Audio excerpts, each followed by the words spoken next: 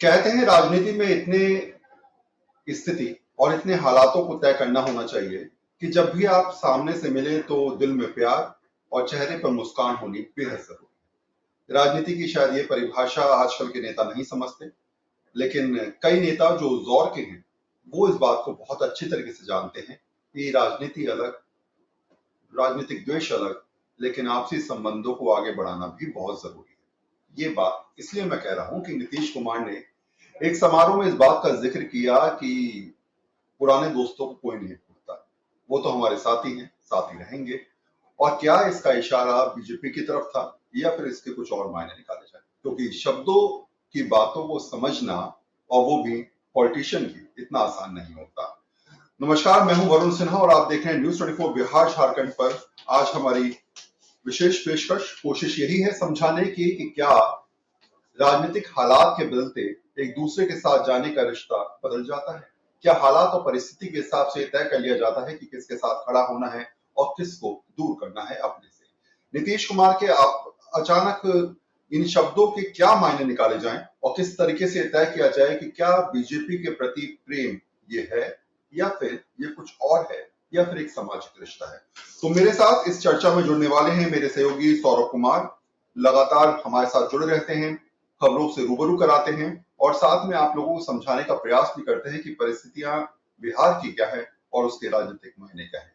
इसके अलावा अनामिका सिंह रहेंगी मेरे साथ, बीजेपी प्रवक्ता है, प्रियंका भारती प्रवक्ता आरजेडी से, स्नेहशीष पांडे प्रवक्ता कांग्रेस से, चंदन सिंह प्रवक्ता जेपीआर, राहुल कुमार प्रवक्ता आरएलजेडी और अक्षय भामरे राजनीतिक। तो तमाम लोग मेरे साथ जुड़ने वाले हैं, लेकिन सवाल यही उठता है कि आखिर अचानक प्यार को क्या कहें, अचानक इस स्थिति को हम क्या कहें और क्या ये हुआ है वो भी समझ लेते हैं। तो पहला सवाल मैं अनामिका जी आपसे पूछता हूँ कि क्या ये माना जाए कि इस बात को आप कैसे देखेंगी, क्या ये दोस्ती थी या फिर रिश्ते कहीं और किसी और में जाते हुए नजर आते।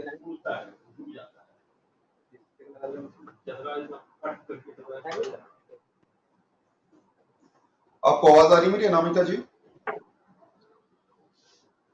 कर दिए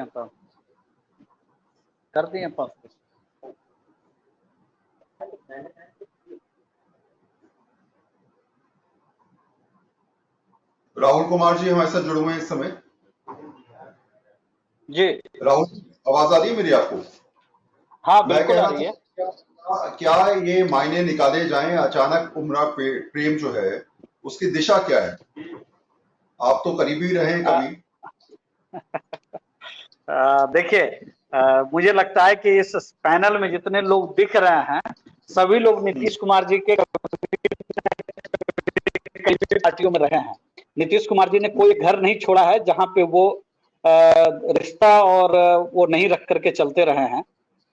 तभी तो मतलब उनको राजनीति में माहिर खिलाड़ी माना जाता था। लेकिन मुझे लगता है कि जो मौजूदा परिदृश्य है और जो परिस्थितियां बनी है बिहार के अंदर, उसको दो तीन चीजों के परिप्रेक्ष्य में देखना चाहिए। पहली बात तो ये कि जातिवाद जो गणना हुआ बिहार के अंदर और सर्वे हुआ, उससे जो नीतीश कुमार जी को जो लगा था कि एक मजबूती हमारी पार्टी को मिलेगा, एक एडवांटेज मिलेगा, वो एडवांटेज कहीं ना कहीं जो कई जातियों की जो आंकड़े में जो विसंगतियां हैं उसकी वजह से वो एडवांटेज उनको नहीं मिल रहा है। और वरुण जी, मैं ये बात इसलिए भी कह रहा हूं कि उन्होंने जो 20 सूत्री का जो गठन किया है कई सालों के बाद, मुझे लगता है कि 5-7 साल के बाद उन्होंने 20 सूत्री का गठन किया है और एक ऐसी परिस्थिति उनको बन गई कि जिस दिन 20 सूत्री उन्होंने गठन किया, मतलब महागठबंधन के लगभग सभी दलों को उसमें जगह दिया उन्होंने, बावजूद इसके उनको ये भरोसा नहीं लगता है कि हम जिस राजनीति पर बढ़ चुके हैं, ये बढ़ चले हैं, वो नीचे जो जनता उनकी रही है, जो टारगेट जो उनके जो एक तरह से कहिए कि जो एनडीए के समय में जो उनके जो दल के साथ जो जातियां जुड़ी हुई थी, वो जातियों को या उन वर्गों को वो उस तरह से लुभा नहीं पा रहे हैं। आप देखिए एंटी इनकम्बेंसी नीतीश कुमार जी पर इतना हावी है और उसका असर उनके मानसिक स्थिति पर भी है। जैसे कल गया में जो उन्होंने कहा, जो मोतिहारी में पहले कहा फिर गया में उन्होंने कहा, तो मुझे लगता है कि बहुत सारी चीजें एक साथ चल रही है। तीन बात जो मुझे प्राइमा फेसी लगता है कि बीजेपी के साथ पोस्ट पोल अलायंस की एक संभावना दिखाते हुए अपने उन टारगेट जो जनता है उसको वो लुभाते हुए रहना चाहते हैं। ताकि उनको ये लगे कि भाई किसी न किसी दिन ये पलट जाएंगे। अगर आप अपने रिपोर्टर सौरभ जी से पूछेंगे कि पूर्व विधायक या कई ऐसे विधायक हैं जो अभी भी जदयू में हैं, आप उनसे पूछेंगे तो वो विधायक अपनी जनता से वो कहते हैं, कह रहे रुको अभी कुछ नहीं होगा, तो फिर से नीतीश जी वापिस एनडीए में जाएंगे। पहली बात तो ये। दूसरी बात ये भी संभव है कि 1 साल का कोटा इन्होंने दिया था लालू जी ने कि आपको हम मुख्यमंत्री बनाएंगे। लालू जी को मिला था ये समय कि 1 साल में तेजस्वी जी को ये समय मिलेगा। जिस तरह से कांग्रेस पर हमलावर हुए हैं, ये हमलावर कब हुए? जब शशि थरूर ने ये बयान दिया कि खड़गे जी या राहुल गांधी जी हमारे प्रधानमंत्री के उम्मीदवार होंगे, तो नीतीश कुमार जी की जो संभावनाएं हैं वो कहीं ना कहीं से छीन होती हुई दिख रही है। इसलिए वो सबसे ज्यादा मतलब बेमौके कहिए उन्होंने कांग्रेस को जिस तरह से उन्होंने टारगेट किया मोतिहारी में, मुझे नहीं लगता कि वो एक समय था जिसमें कि कांग्रेस को टारगेट किया जाए। लेकिन कहीं ना कहीं वो एक साथ कई चीजों को साध रहे हैं। एक तरफ जनता को साध रहे हैं, दूसरी तरफ लालू जी को भी एक संदेश दे रहे हैं कि मैं फिर बीजेपी में चला जाऊंगा। तीसरी तरफ ये भी कोशिश कर रहे हैं कि अभी भी वक्त है, हमको प्रधानमंत्री स्वीकार कर लो, किसी न किसी रूप में एक संभावना देखिए, नहीं तो हम चले जाएंगे। तो मुझे लगता है कि नीतीश कुमार जी बहुत सारी चीजों को एक साथ चलने की कोशिश कर रहे हैं, लेकिन अब एनडीए के दरवाजे उनके लिए बंद हो चुके हैं। और उनकी जो जनता है, आप देखिए कुशवाहा समाज में, धानुक समाज में, डांगी समाज में, इस तरह से अति पिछड़ी समाज में जो उनका एक दबदबा एक समय में होता था, वो लगातार टूट रहा है, वो एनडीए की तरफ लगातार जा रहा है। और हमारा जो कार्यक्रम अभी पिछले दिनों पटना में हुआ जातिगत सर्वे के खिलाफ, हम लोगों ने कोई तैयारी नहीं की थी, लेकिन 10,000 से ज्यादा लोग जुटे। और वो जुटना ये बताता है कि नीतीश कुमार जी कहीं न कहीं जो पॉलिटिकल एडवांटेज ले रहे थे बिना आर्थिक सर्वे वाली रिपोर्ट ला करके, वो एडवांटेज कहीं न कहीं उनको नहीं मिलता हुआ दिख रहा है। अनामिका जी, क्या कहा जाए, क्या ये अचानक उमड़ा प्यार जो है उसके पीछे कहानी क्या है? ये शब्दों के बाण जो हैं कहीं किसी और दिशा की ओर इशारा कर रहे हैं, या फिर ये नॉर्मल है, राजनीति में द्वेष अलग, भाव अलग और फिर संबंध अलग? वरुण जी, नीतीश कुमार जी की प्रवृत्ति और प्रकृति दोनों रही है, दबाव की राजनीति करने की और ब्लैकमेल करने की राजनीति करने की। तो बिल्कुल अभी बहुत सुंदर राहुल जी ने विश्लेषण किया, जिस तरह से वो बता रहे थे कि वो देखते हैं कि जब एक गठबंधन बनता है और उसमें उन्हें संयोजक का पद नहीं मिलता और स्वयं वो प्रधानमंत्री पद के दावेदार घोषित होना चाहते हैं और कोई उन्हें नहीं करता, तो सबसे पहले तो वो अपनी पार्टी के नेताओं से कहलवाते हैं, फिर उन्हें लगता है तब भी दाल नहीं गल रही है, तो फिर वो वहीं ले जाना चाहते हैं एक मध्यकालीन युग में बिहार को, और वो जातीय जनगणना जिसे हम सर्वे कहेंगे। पहली बात तो केंद्र के पास एक अधिकार है, राज्य के पास अधिकार ही नहीं है कि जातीय जनगणना कराए। वो सर्वे कराते हैं और 19-20 बिंदुओं पे कराते हैं, 29-30 बिंदुओं पे कराते हैं और उनमें से कुल लेकर आते हैं एक जातीय वाला बात, एक सगुफा छोड़ने की कोशिश करते हैं और बताना चाहते हैं सारा उनका जो गठबंधन है उसमें मैं सबसे श्रेष्ठ हूँ, मैं सबसे बड़ा रणनीतिकार हूँ और मैं ही ऐसा हूँ जो भारतीय जनता पार्टी और एनडीए गठबंधन को मात दे सकता हूँ। क्योंकि प्रधानमंत्री पद की दावेदारी की लालसा हमेशा से उनके हृदय में रही है और आदरणीय प्रधानमंत्री नरेंद्र मोदी जी से उनकी ईर्ष्या और प्रतिस्पर्धा का कारण भी ये है। यद्यपि ईर्ष्या और प्रतिस्पर्धा के लिए बराबर की काबिलियत की आवश्यकता होती है, परंतु कोई भी सपना देख सकता है, उसके लिए कोई किसी को रोक नहीं सकता।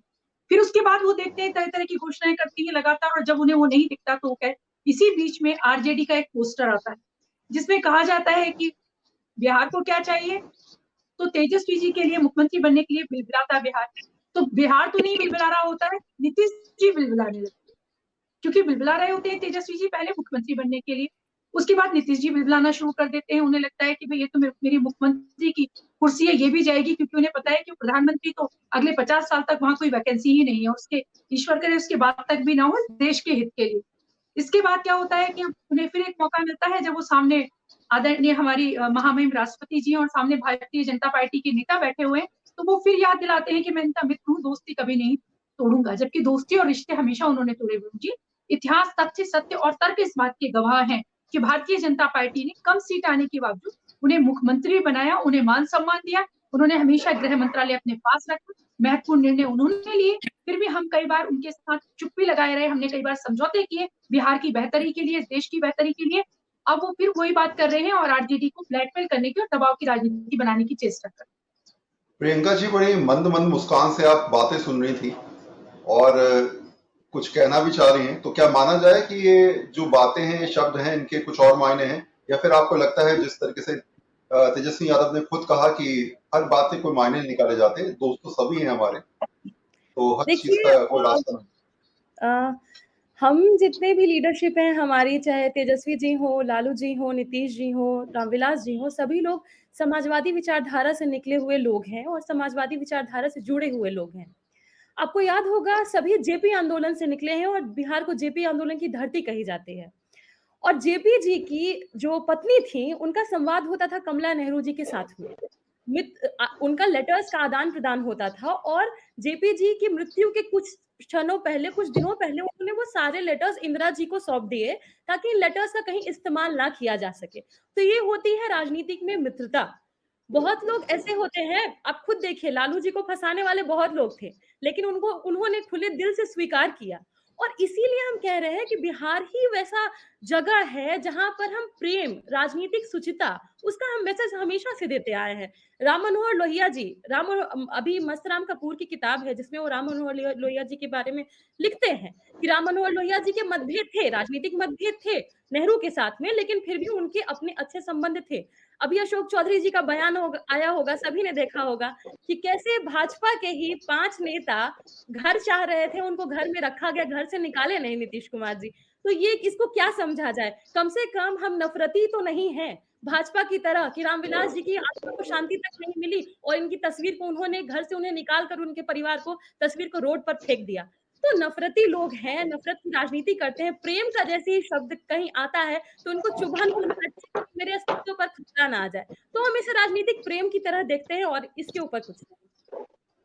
जी, शब्दों के मायने हैं, जो निकाले जिस तरीके से निकाले उसकी अपनी बात है। ऋषिकेश कुमार मेरे साथ वरुण जी, मैं सिर्फ वरुण जी, मैं एक छोटा सा शेप चाहता हूँ। मैं बस एक, प्रियंका भारती जी आरजेडी की प्रवक्ता हैं। जिस वक्त नीतीश जी का ये बयान आया था उसके तुरंत बाद इनकी पार्टी के मुख्य प्रवक्ता है प्रदेश स्तर पर, उनका जो बयान आया था कि नीतीश कुमार जी जब कटोरा लेकर के गए थे, ये शब्द था।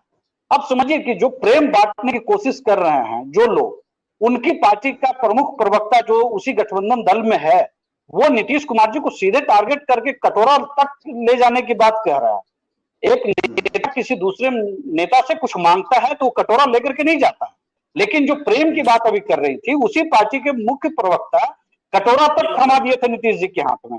तो बिलबिला तो आरजेडी भी गई थी नीतीश जी के इस बयान से।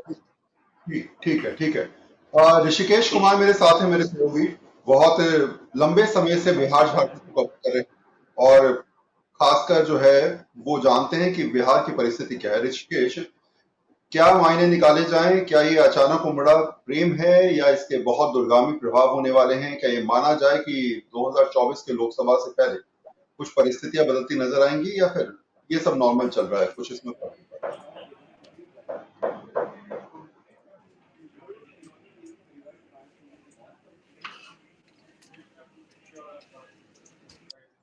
जी ऋषिकेश, आपको आवाज आ रही है मेरी? लगता है संपर्क टूट गया मेरा।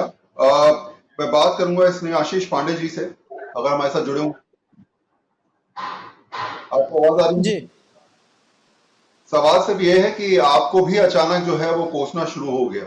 कहा गया कि 2014 से पहले हमने बहुत हाथ पैर मारे, लेकिन किसी ने जो है वो इस महाविद्यालय या फिर इसकी तरफ, यूनिवर्सिटी की तरफ देखा भी नहीं। ऐसे हालात बन गए, लेकिन 14 के बाद जो है वो स्थिति बदली और अब देखिए ये तैयार है।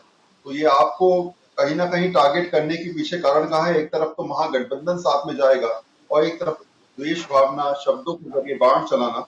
लगता नहीं कि एक साथ कैसे चलेंगे आप लोग?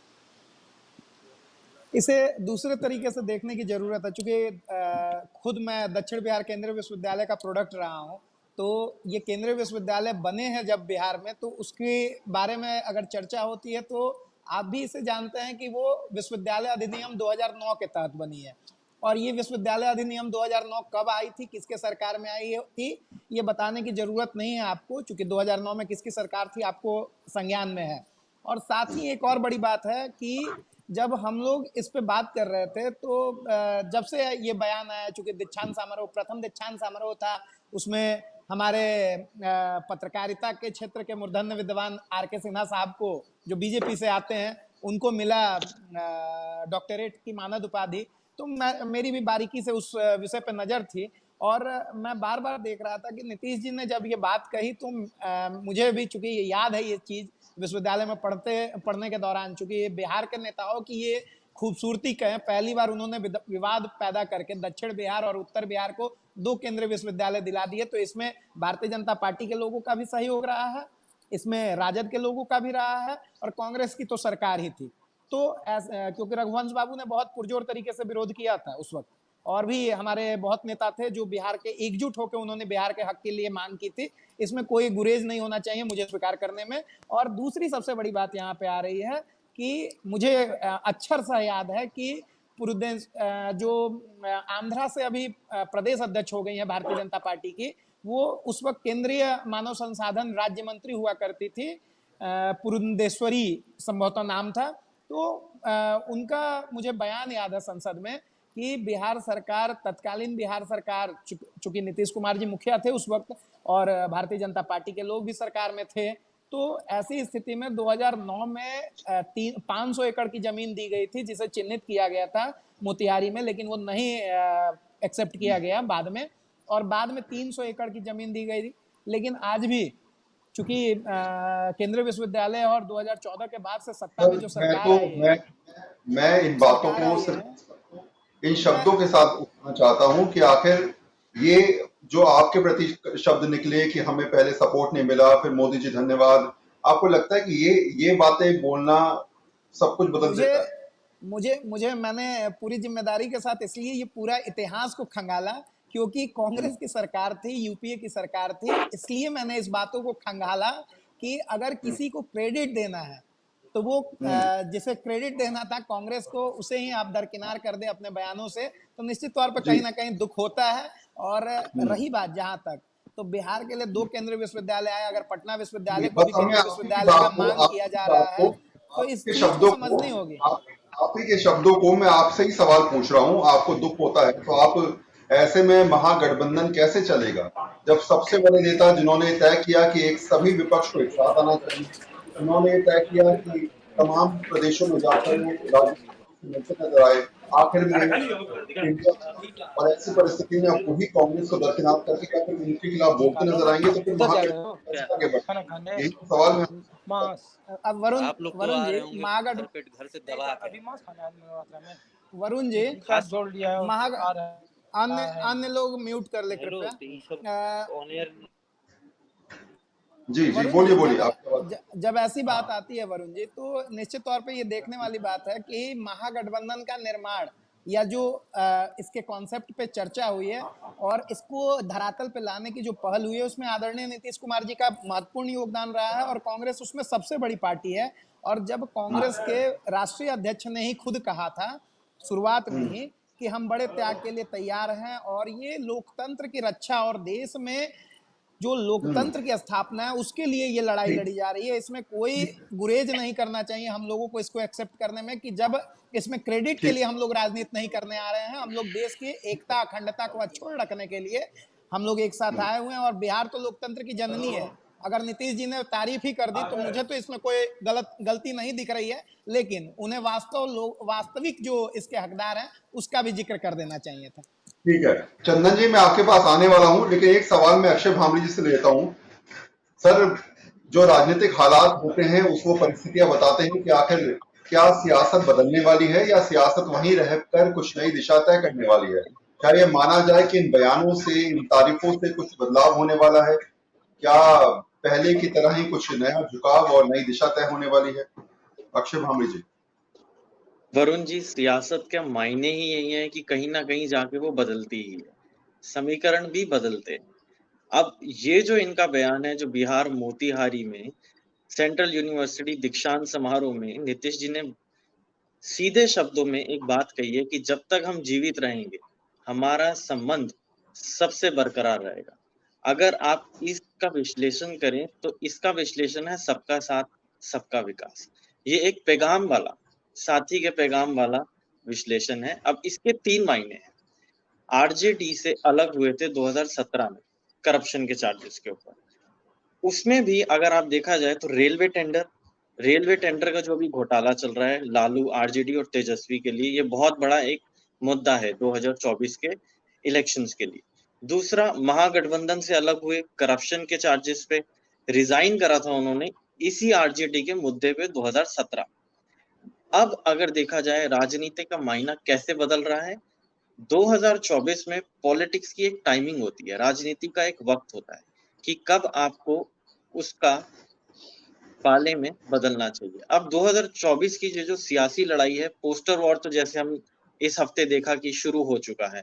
तेजस्वी यादव कहते हैं तड़पता है बिहार। अगर देखा जाए महत्वाकांक्षा यहाँ से नीतीश कुमार जी की शुरू होती है। नीतीश कुमार जी सेंटर में आना चाहते हैं ताकि वो पीएम कैंडिडेट का एक चेहरा बन सके, और तेजस्वी यादव जी यहाँ से डिप्टी सीएम से सीएम बनने की राह पे हैं। तभी आरजेडी खुलकर उन्हें सीएम का चेहरा आगे बना रही है। अब नीतीश जी किस राह जाएंगे, ये तो एक बहुत बड़ा सवाल बन चुका है यहाँ से। लेकिन देखा जाए तो उनका राष्ट्रीय पॉलिटिक्स में, राजनीति में ध्यान ज्यादा जा रहा है राज्य राजनीति से उठकर, क्योंकि 20 साल से, 2 दशक से वो बीजेपी और इनसे अलग होके वो बिहार का एक सबसे बड़ा चेहरा रहे हैं, वो सीएम रहे, और तीसरे अलायंस के लिए उन्होंने ही एक लीडरशिप का रोल निभाया है। अब इसके 3 कारण यहाँ पे कैसे ये समीकरण बदल रहा है, इसके 3 मायने हैं। पहला मायना ये है कि पंडित दीनदयाल उपाध्याय जी की अभी जो जयंती हुई, उसमें उन्होंने एक कार्यक्रम में पेश हुआ। ये बिल्कुल एक ऐसा है जैसे कोई बीजेपी का लीडर जवाहरलाल नेहरू जी के लिए किसी कार्यक्रम में समीक्षा में पेश होता है। पहली यहाँ पे दीनदयाल जी की जयंती में उनका सम्मेलन होना। दूसरा, कैथल में INLD में देवीलाल जी का एक कार्यक्रम था, जो कि उन्हीं के पार्टी के लोगों ने उनको इनवाइट करा था और वो वहां नहीं गए। दूसरा समीकरण यहाँ से बदलता है राजनीति का। और तीसरा, अगर आपने देखा होगा दिल्ली में जो G20 का कार्यक्रम हुआ, उसमें नीतीश जी ने बढ़ चढ़ कर उसमें आपकी पेशकश दिखाई, और बाकी लोग थर्ड फ्रंट, इंडी फ्रंट, उन्होंने इसका बॉयकॉट करा था, उन्होंने इसमें आने से मना करा था। उसके बाद भी नीतीश कुमार जी वहां गए।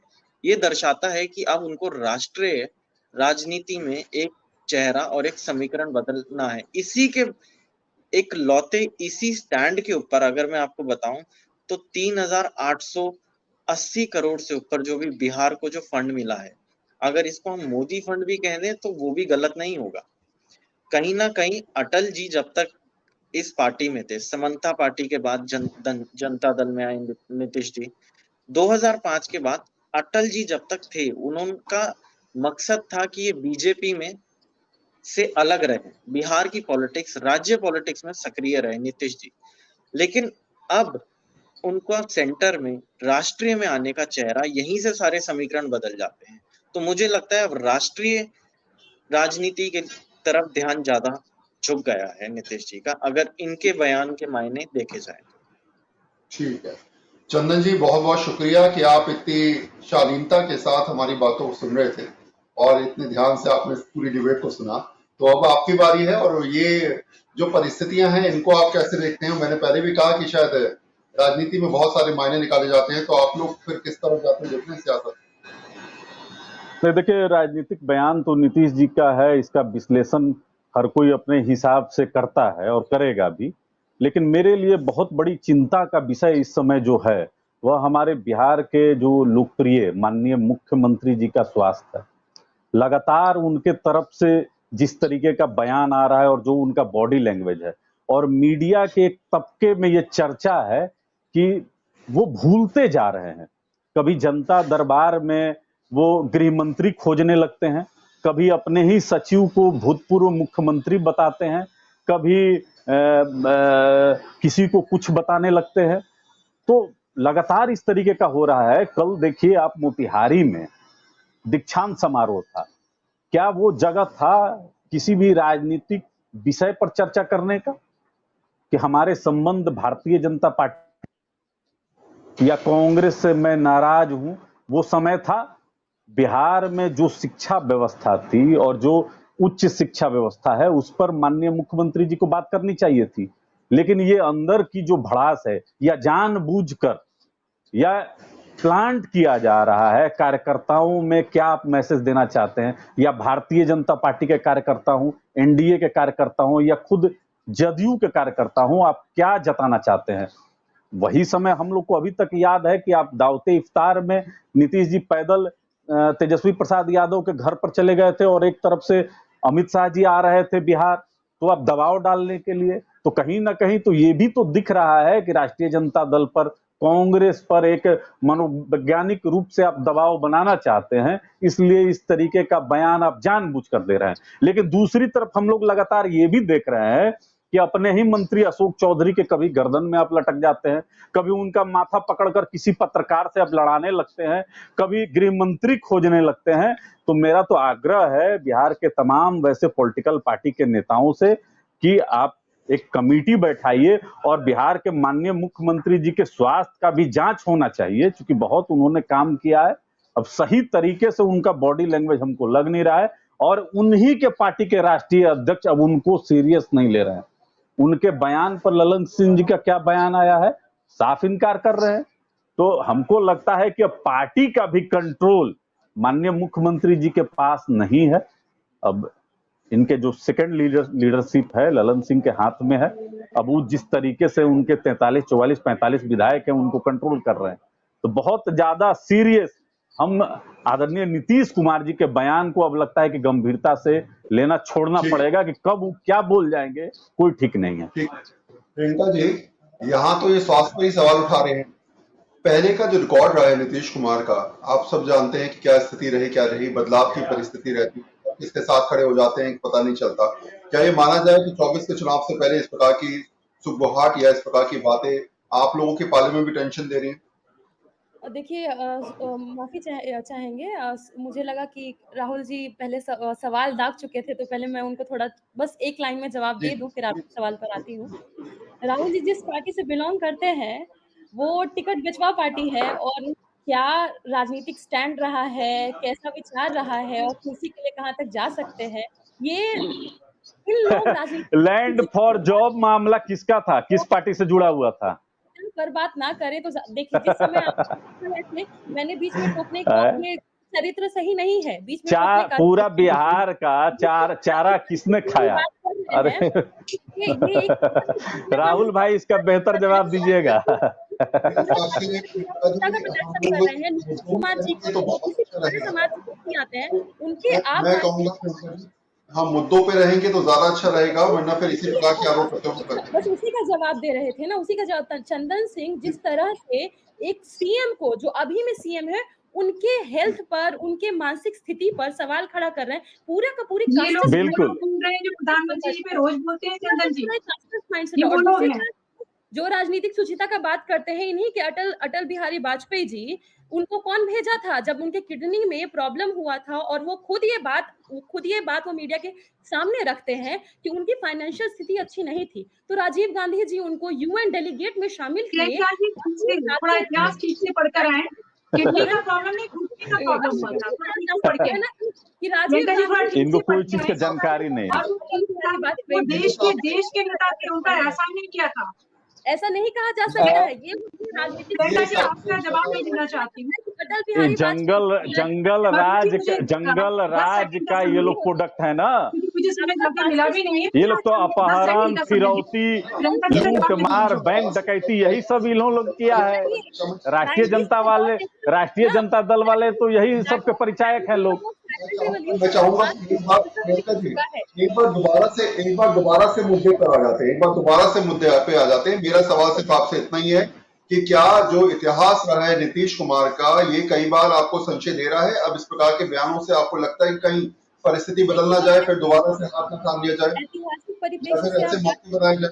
कर रहे हैं और ऐतिहासिक परिप्रेक्ष्य का सवाल भी पूछ रहे हैं, तो कांशी राम जी जब भाजपा के साथ आते हैं उस समय सरकार बनाने के लिए, तो उन्होंने उस समय भी कहा था कि हम भाजपा को पूरी तरह से कमजोर करने के लिए आए हैं, और नीतीश कुमार जी को भी इसी नजर से देखते हैं। लालू जी का भी यही बयान रह चुका है, नीतीश जी को हम ही भेजे थे उधर उधर का खबर लेकर के आने के लिए और नीचे नीचे काटने के लिए, और वही हो रहा है। बातें करनी है प्रियंका जी, यहाँ बैठ के इतनी हास्यास्पद और बचकानी बातें हैं, मतलब आप तो अपने ही नेताओं के चरित्र के ऊपर पूरा का पूरा बात लगा रहे हैं। आप उन्हें विभीषण बना रहे हैं, आप एक लालू जी को विभीषण बना रही है यहाँ बैठ के, खून के तौर पर देखते हैं और भाईचारा बढ़ाने के तौर पर देखते हैं, और इससे आगे और कुछ नहीं। अनामिका जी जवाब वरुण जी, प्रियंका गांधी जी ने बहुत जी बोलिए। बोलिए बोलिए जी, भारती जी है हमारा टाइटल, प्रियंका भारती कुशवाहा। राहुल जी बोलिए। जी प्रियंका भारती जी, आपको इस बात की खुशी हो सकती है कि कुशवाहा बोलने की जरूरत पड़े, मुझे बोलने की जरूरत नहीं है। पहली बात तो ये कि जी जी, जो आपके स्क्रीन पर दिख रहा है प्रियंका भारती जी, मैंने उतना ही बोला है, ठीक है। आपने गांधी जो बोला स्क्रीन इसलिए पर आप स्क्रीन पर अपना नाम आगे जोड़ लीजिए, मैं वो भी बोलूंगा, मुझे कोई दिक्कत नहीं। देखिए प्रियंका जी, सॉरी आपने किया जाएगा राहुल जी। आपने राहुल बहुत जी सॉरी गंभीर आरोप लगाए का समय और इस्तेमाल एक किया ऐसी करेंगे। मैं जी बोलो। आपकी बात समझ रहा हूं, राहुल प्रियंका जी, मैं जवाब दे रहा हूँ, जी बताइए। मैं जवाब दे रहा हूँ। मुझे लगता है कि जिस व्यक्ति को हमने टिकट बेचा है उसकी जानकारी प्रियंका भारती जी को होगी, और जमीन लेने का काम नौकरी के बदले किया, उसका केस चल रहा है। तो मुझे लगता है कि प्रियंका भारती जी को उस उम्मीदवार को आगे लाना चाहिए और ये बताना चाहिए कि कितने में हमारे नेता ने टिकट बेचा है। बिहार में और इस देश में कानून व्यवस्था है और गृह मंत्री इन्हीं की पार्टी के पास है, सॉरी इन्हीं की सरकार के मुख्यमंत्री जी के पास ही है। तो मुझे नहीं लगता है कि कोई कानूनी कार्रवाई में कोई दिक्कत होनी चाहिए। सिर्फ आरोप लगा करके निकल लेने से नहीं होगा। आपने समाजवादी व्यवस्था की बात की, समाजवाद की बात की। समाजवाद लालू जी का क्या शुरू होता है? लालू जी का शुरू होता है राबड़ी जी पर शुरू होता है।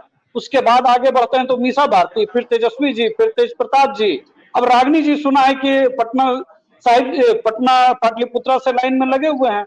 तो समाजवाद का मतलब तो होता है कि एक परिवार का, और समाजवाद का मैं बताता हूं, अभी जातिगत सर्वे आया है, अति पिछड़ा की आबादी 36% है और इस सरकार में 8 मंत्री एक ही जाति का होता है और उसका भी आधा बजट सिर्फ एक व्यक्ति के पास होता है।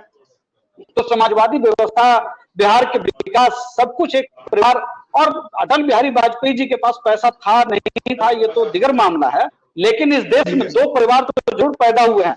वरुण जी, मैं अंतिम लाइन बोल रहा हूं, इस देश में 2 परिवार जरूर पैदा हुए हैं जिनका बर्थडे हवाई जहाज के अंदर मनता रहा। वो एक राहुल गांधी जी हैं और एक दूसरे तेजस्वी जी हैं, और आज की तारीख में तीसरी बिटिया रानी भी है। तो हमें तो बहुत खुशी होती है कि इस देश में ऐसे नेताओं को भी लोग झेल लेते हैं जो समाजवाद के नाम पे आते हैं, और पूरा परिवार ही समाजवाद सिर्फ हो जाता है और संपत्ति हड़पना ही समाजवाद हो जाता है।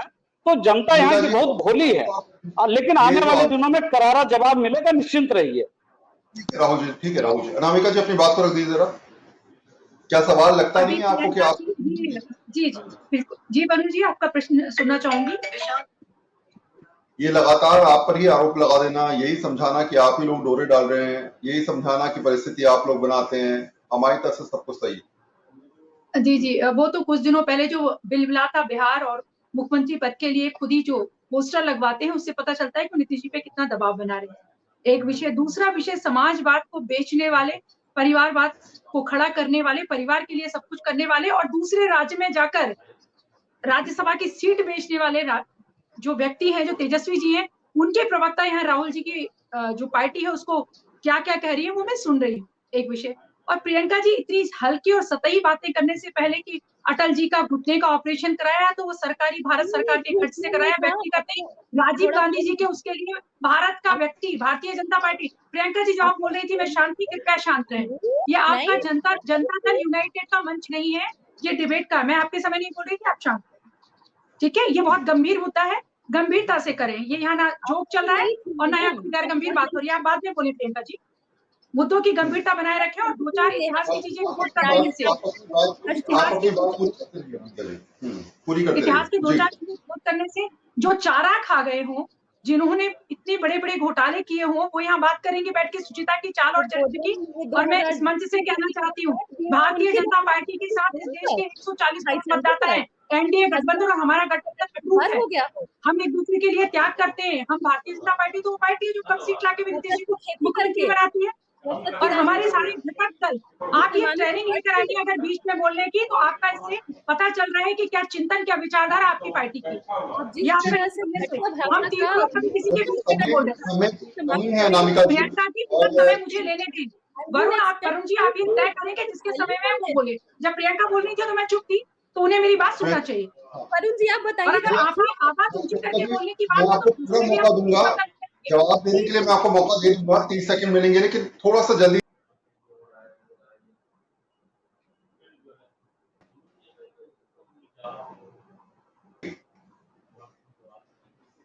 अपनी बात को पूरा करिए अनामिका जी। ये वो लोग जिन्होंने बिहार को जंगल राज के उसमें लेकर चले गए, बिहार की कर्मठता, बिहार की प्रतिभा को जिन्होंने हास्यप्रद बना दिया, जिन्होंने बिहार को वहां खड़ा कर दिया कि लोगों ने पलायन किया, लोग यहाँ लौट कर नहीं आना चाहते। सबसे ज्यादा आईएएस देने वाली, डॉक्टर इंजीनियर देने वाली बिहार की धरा को इन्होंने शर्मिंदगी दी। कृषि की ये स्थिति है कि पूरे जो छोटे छोटे नॉर्थ ईस्ट के प्रदेश है हमारे, उनके प्रति किसान जो दर है महीने की, जो आय है, उससे कम हमारी दर है बिहार की, और ये लोग यहाँ बैठ के समाजवाद की बात करते हैं, लोहिया जी को बेचते हैं। और काशीराम जी किसी की भी बात पूछ करने के पहले पूरे संदर्भ और प्रसंग के साथ बोलना सीख कर आए प्रियंका जी। 30 सेकंड में मैं चाहूंगा प्रियंका जी जवाब दीजिए जल्दी से, 30 सेकंड में। इनका तो सवाल काफी लंबा हो गया, लेकिन मैं बस यही कहना चाहूंगी कि परिवारवाद की बात ये लोग तो नहीं करें। बेटे को अंग्रेजी बोलने का एक शब्द नहीं आता है और बीसीसीआई का हेड बना करके छोड़ दिया है, और वहां पूरी मंत्री बनने के लिए कोई क्वालिफिकेशन होती है क्या? बीसीसीआई का चेयरमैन बनने के लिए कोई क्वालिफिकेशन होती है क्या? वही बोल रहे हैं कि इन लोग राहुल जी ने हार्वर्ड यूनिवर्सिटी से डिग्री ली थी क्या? शब्दों से हम भटक जाएंगे। राहुल जी आखिरी 30 सेकंड आपके, मैं चाहूंगा 30 सेकंड सबको मिले। राहुल जी आखिरी 30 सेकंड आपके, बताइए। हमारा जिस समय बोलने का समय आता है सभी चिल्लाना एक साथ शुरू कर देते हैं। आप इसे सीखा है, मैंने प्रियंका जी बीच में बोलना मैं चुप थी। अनामिका जी, प्रियंका जी, समय की कमी है और देखिए अब चापलूसी में भी लोग एक प्रकाष्ठा कर रहा है। अब लालू और मुझे लगता है कि वरुण जी कम से कम जो अंतिम के 30 सेकंड वाला समय है, बाकी लोग को म्यूट कर दीजिए प्लीज, बाकी को म्यूट करा दीजिए। देखिए सबको मिले, आप दोनों को मिल गए। राहुल जी 30 सेकंड बताइए अपनी लास्ट कमेंट जी। वरुण जी, देखिए वरुण जी, इस पूरे मामले में मुझे सिर्फ इतना ही कहना है कि नीतीश कुमार जी इतने सालों से अपने हर राजनीतिक चाल को बहुत सधे तरीके से चलते रहे हैं, लेकिन हर चीज की भी एक सीमा होती है। आप देखते हो कि क्रिकेटर जब कोई बल्लेबाज बहुत बार पिटाता है, बहुत अच्छा खेलता है और बॉलर कोई पिटा जाता है, वो बॉलर उसकी स्क्रीन को कई बार देख देख करके वो कोशिश करता है कि क्या बॉल डालूं। लेकिन उसी तरह से नीतीश कुमार जी के अब हर चाल बीजेपी, राष्ट्रीय लोक जनता दल, एनडीए का हर गठबंधन समझ चुका है। बिहार की हर जनता अब इस चीज को समझ रही है। इतनी सारी नौकरियां, इतने सारे सर्वे और सब कुछ के बाद भी एंटी इनकम्बेंसी इतना हावी है आप पे कि आप स्थिर नहीं हो पा रहे हैं। तो ये गंभीर सवाल तो नीतीश जी के चाल पर है। ठीक है, चंदन जी आखिरी 30 सेकंड। देखिए नीतीश कुमार जी का इस तरीके का बयान सीधा दर्शाता है कि कहीं ना कहीं अपने इंडिया गठबंधन में जिस मकसद के साथ वो जाना चाह रहे थे कि उनको संयोजक बनाया जाए, और कई बैठकों में वो शिरकत किए बेंगलोर से, तो उनको मुंह फुलाकर भागना भी पड़ा। तो अब स्पष्ट लग रहा है कि लालू जी अपना हाथ खींच चुके हैं और नीतीश जी कहीं ना कहीं बहुत मायूस हैं। इसलिए भारतीय जनता पार्टी को कहीं ना कहीं एक मैसेज देना चाहते हैं अपने बयानों से। और कांग्रेस, चूंकि कांग्रेस तो स्पष्ट कर दी, राहुल गांधी जी का जैसे ही सदस्यता वापस हुआ, कांग्रेस के लिए वही उम्मीदवार हो गए। तो अब नीतीश जी चाहते हैं कि भारतीय जनता पार्टी पुनः उनको जो है उस तरीके से एक पैम्पर करे। लेकिन भारतीय जनता पार्टी ने स्पष्ट शुरू से कर रखा है कि खिड़की दरवाजे सब बंद हैं। अब किसी तरीके से ये खटखटा रहे हैं, लेकिन कोई खोलने वाला है नहीं। तो नीतीश जी का जो भेद है वह पूरा देश जान चुका है कि विश्वस्त नहीं है। कमी है, इसलिए मुझे सभी लोगों से लास्ट में कमेंट लेना है। इसलिए आशीष जी जरा 30 सेकंड पे मैं अक्षय भामरी जी के पास जाऊंगा। जी बताइए। जब बातें हो रही थी और तमाम जो एनडीए के ही सहयोगी हैं वो अपने में ही अपनी बातों को मजबूती से रखने में अपने में ही उलझ रहे थे, जब तो सुन के बहुत मुझे बीइंग अ कांग्रेसी कांग्रेसमैन मुझे बहुत हंसी आ रही थी कि लोकतंत्र की स्थापना हमने की है और सबको आवाज हमने दे दी है, लेकिन ऐसे लोगों के हाथों में अभी वर्तमान में सत्ता है कि मुझे वही लग रहा है कि बंदरबाट करने वाली सत्ता जो कही जाती है वही है, और मोदी जी उसके नेता हैं। और रही बात यहाँ पे नीतीश जी की, अगर नीतीश जी ने राजनीतिक सूचिता का परिचय दिया है बिहार में, अगर अपने विपक्ष के दलों को भी उन्होंने क्रेडिट दी है, और हाँ उसमें उन्होंने भूल गया है वो कांग्रेस को क्रेडिट देने की, तो इसमें मुझे कोई क्रेडिट की राजनीति नहीं। हमें विकास पे हमने भरोसा किया, हमने लोकतंत्र की स्थापना पे भरोसा किया है, हमने क्रेडिट की राजनीति ही नहीं की है कभी भी। इस देश को जीरो से हीरो बनाने वाले हम लोग हैं, और विश्व गुरु का तमगा जो लेके आज घूम रहे हैं लोग, उन लोगों को भी एहसास होगा कि कांग्रेस पार्टी ने देश को कितनी मजबूती से इस स्तर पे पहुंचाया है कि आज ये लोग बोलने के काबिल हो गए हैं और घूम रहे हैं। उन्हीं 10 लाख के सूट पहन के घूमने वाले लोगों को सोचना चाहिए ये, और अरे 14 करोड़ की देश गाड़ियों पर में आप घूमने वाले पप्पू जैसा एक प्रधानमंत्री का कैंडिडेट थोपना चाह रहे थे कि ये देश बच गया। मेरे लिए बीच में जो स्नेहाशीष बात है, जी, वो स्नेहाशीष जी, राजनीतिक रूप से आप आपको एक सुधार करवा देता हूँ। स्नेहाशीष जी, आपका देखिए सेंट्रल यूनिवर्सिटी मोतिहारी 2014 से अक्षय भामी जी, स्नेहाशीष जी, ज्ञान मत बढ़ाइए, अपना ज्ञान बढ़ा लीजिएगा, जाइए और पढ़िए एक बार, ज्ञान बढ़ा लीजिएगा। बड़े ज्ञान पे आ रहे हैं, ज्ञानी बनने हैं, अपना ज्ञान बढ़ा लीजिएगा। और 30 सेकंड की जो इन्होंने डेडलाइन दी थी, टाइमलाइन दी थी, उसका मैंने सम्मान किया। तो हर बात में टोक सकता था आपको, जितना आप झूठ बोल रहे थे। Thank you. Akshay Bhami ji, last 30 second आपकी कमेंट। हाँ जी, इस 2024 की सियासी लड़ाई के अब दो पहलू हैं इस बयान से। पहला कि आरजेडी तेजस्वी सीएम कैंडिडेट उभर के ना बने, इसलिए उन्होंने एक रास्ता एनडीए के अलायंस के लिए भी नीतीश कुमार जी ने खोल रखा है। और दूसरा, जैसे कि वो कहते हैं कि अटकलों का बाजार बहुत गर्म है, तो नीतीश जी अगर उनको राष्ट्रीय पॉलिटिक्स में एंटर करना है तो ये आई थिंक उनकी लास्ट इनिंग्स है।